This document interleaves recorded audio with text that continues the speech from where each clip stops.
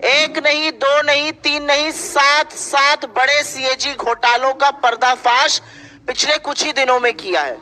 शुरू में करूंगी 7 घोटाले। एक पहला है भारतमाला प्रोजेक्ट से करीब 70-75 हजार किलोमीटर की सड़क बननी थी और इसका पैसा CCA, cabinet committee on economic affairs, जो आर्थिक मामलों की कैबिनेट कमेटी होती है जिसकी अध्यक्षता स्वयं प्रधानमंत्री करते हैं, उन्होंने इसका फंड दिया था। और फंड ही नहीं दिया था, वो इसमें पैसा खर्चा कैसे होता है उसकी निगरानी भी करते हैं। इसमें जो भी टोटल, और इसका हम आपको प्रेस रिलीज में सारे फिगर्स दे रहे हैं। इसमें 15 करोड़ 37 लाख रुपए पर 1 किलोमीटर सड़क बननी थी।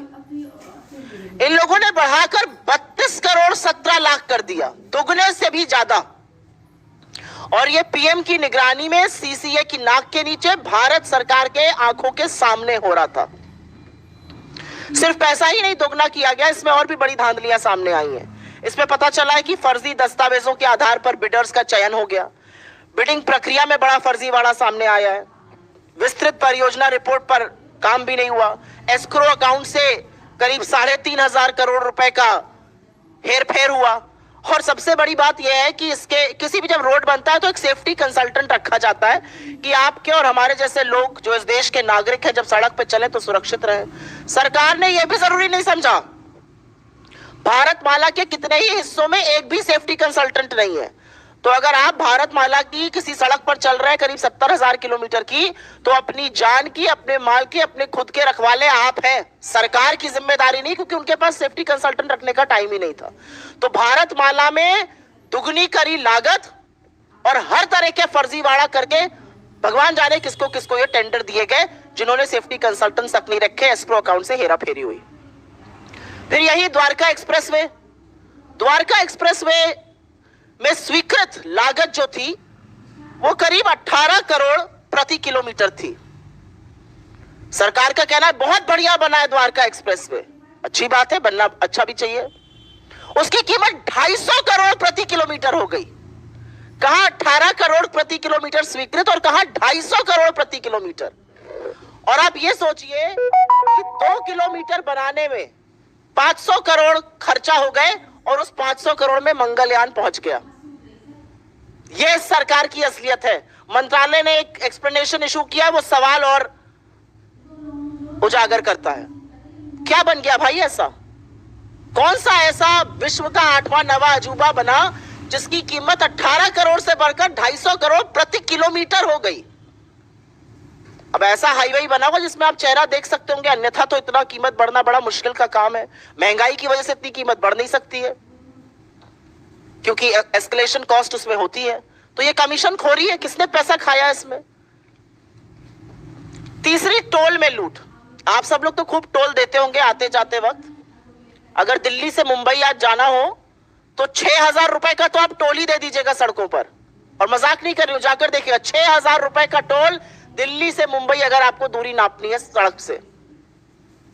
एनएचएआई का रूल है कि अगर टोल के पास या टोल वाली जो सड़क है उस पर कंस्ट्रक्शन होता है तो टोल की कॉस्ट 75% कम होगी।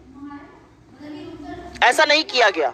मात्र 5 टोल बूथों का, मात्र 5 टोल प्लाजा का सीएजी ने एक रैंडम ऑडिट किया और उसमें पता चला कि करीब करीब 132 करोड़ रुपए अवैध वसूल लिए गए लोगों से। ये मात्र 5 टोल प्लाजाओं की बात कर रही हूं। अगर पूरे देश के टोल प्लाजाओं का ऑडिट हो जाए तो सोचिएगा कितना लाखों करोड़ों का गबन हुआ है। और सड़क पे कौन चल रहा है? सड़क पे धन्ना सेठ चल रहे हैं या आप जैसे और हमारे जैसे मध्यम वर्ग, निम्न मध्यम वर्ग, गरीब लोग चल रहे हैं बसों से, गाड़ियों से, और वो सारा कॉस्ट निकालता है। तो 132 करोड़ तो टोल में लूटे। और एक और ऑडिट में पता चला है कि करीब 135 करोड़ एनएचएआई ने राजस्व का नुकसान किया। एक कंसेशन अग्रीमेंट होता है वो कर करके। आयुष्मान भारत, पूरे वक्त लोकसभा में यही सुनाई दे रहा था, हर जगह प्रधानमंत्री इसकी बात करते हैं। ये तो घोटालों का योजना निकली। आयुष्मान भारत में 7.5 करोड़ लोगों का, 7.5 लाख लोगों का, सॉरी, एक नंबर से रजिस्ट्रेशन हुआ है। आप किसी भी आधार सेंटर जाइए, किसी भी आयुष्मान सेंटर जाइए और सबसे पहले आपसे आपका फोन नंबर पूछते हैं। एक नंबर से 7.5 लाख लोगों का रजिस्ट्रेशन। और यही नहीं, आयुष्मान भारत के तहत 88,760, मोटा मोटा 88,000 मान लीजिए, उन रोगियों का भुगतान हुआ है जिनकी मृत्यु हो चुकी थी। मृत लोगों का इलाज दिखाकर क्लेम का भुगतान हुआ है। अब ये किसके पास गया है ये नहीं पता, लेकिन लाभार्थी के खाते में तो ये बिल्कुल नहीं गया है। 88,000 मृत लोगों के फ्रेश इलाज का क्लेम दिखाकर उस पर धांधली हुई है। और जैसा कि मैंने आपको बताया, 7.5 लाख लाभार्थी एक नंबर से जुड़े हैं। इनफैक्ट अगर आगे डेटा देखिए तो करीब करीब 1,24,00,000 जो है वो मात्र कुछ फोन नंबर से जुड़े हुए हैं।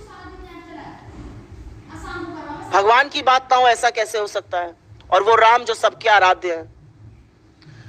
अयोध्या में एक भव्य राम मंदिर बन रहा है।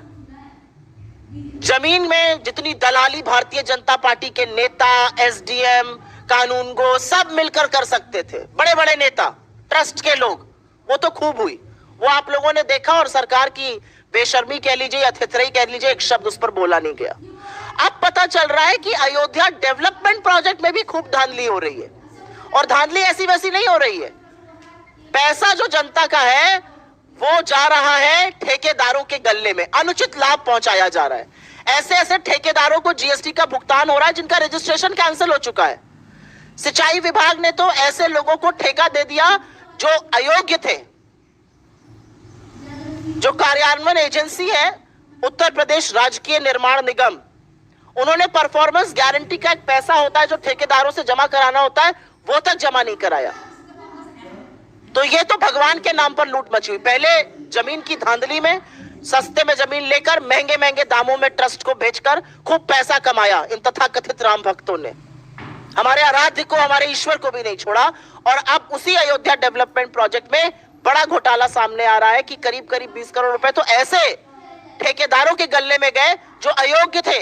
रजिस्ट्रेशन कैंसिल, जीएसटी का भुगतान आ रहा है। ग्रामीण विकास मंत्रालय, रूरल डेवलपमेंट मिनिस्ट्री, ये छठा घोटाला सामने आया है। क्या कहता है ये घोटाला? इसमें पेंशन का एक प्रयोजन होता है। वो पेंशन किसको जाती है? वो पेंशन जाती है वृद्धा पेंशन, विधवा पेंशन और विकलांग पेंशन। हर गांव में अगर आप आज की तारीख में चले जाइए तो आपको 10 लोग ऐसे मिल जाएंगे, वृद्धा, विकलांग, वृद्ध मिलाकर, जो कहेंगे हमारी पेंशन नहीं आ रही है। किसी भी जगह चले जाइए वो कहेंगे हमारी पेंशन नहीं आ रही है। फिर हम उनको दिलासा देते हैं कि हम कुछ करते हैं, फिर हम डीएम को चिट्ठी लिखते हैं, फिर डीएम कहता है कि नहीं ऐसा आवंटित फंड कम हो गया है, क्या किया जाए। ऐसा तमाम जगह होता है, एटलीस्ट जहां जहां मैं जाती हूं वहां जरूर होता है। अब पता चल रहा है ऐसा क्यों हो रहा है? क्योंकि जो वृद्धा पेंशन, विकलांग पेंशन, विधवा पेंशन का पैसा है वो सरकार दूसरी योजनाओं के प्रचार प्रसार में खर्च कर रही है। सीएजी की रिपोर्ट से यह सामने आया है कि सरकार ने इस पैसे से होर्डिंग लगवाए ग्राम समृद्धि स्वच्छ भारत पखवाड़ा के 19 राज्यों के हर जिले में। जो पैसा एक विधवा के खाते में जाना चाहिए था, जो एक विकलांग के खाते में जाना चाहिए था, जो एक वृद्ध के खाते में जाना चाहिए था, उससे 19 राज्यों के हर जिले में होर्डिंग लगाए गए स्वच्छ भारत पखवाड़ा के। और अंत में एचएएल को भी घसीटा है सीएजी ने। विमान इंजन की डिजाइन प्रोडक्शन की खामियों का गंभीर आरोप लगा है, जिससे करीब राजस्व को 154 करोड़ रुपए का नुकसान हुआ है। तो हमारे कुछ सवाल है प्रधानमंत्री जी से। हमारा पहला सवाल तो यह है कि आप ही की नाक के नीचे ये घोटाले हो रहे हैं तथाकथित, आप ही की नाक के नीचे ये धांधली हो रही है, तो इस पर चुप्पी तोड़िएगा या नहीं तोड़िएगा?